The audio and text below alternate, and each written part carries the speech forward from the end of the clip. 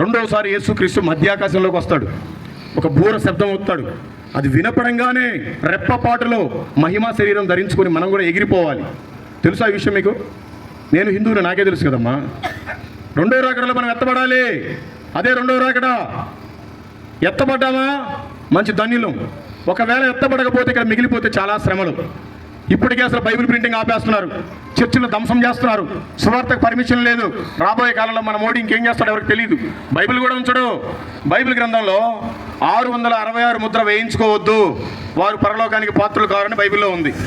మీకు తెలుసుగా 666 ముద్ర గురించి ఎప్పుడన్నా విన్నారా? వినలేదు. మరి మీ పాస్టర్ గారు ఏం బోధిస్తున్నారు? ఆయనన్నా చదివాడు ఎందుకు బైబిల్? ఆయనేం అవమానపరచట్లా, నేను వాస్తవం మాట్లాడుతున్నా.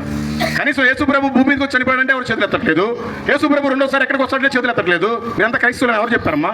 దీనికి పనిలేక వెళ్తున్నారా? లేదా మీ చర్చి చుట్టూ గడ్డి వేయడానికి వెళ్తున్నారా? దేనికి వెళ్తున్నారు చర్చిలు మీరు?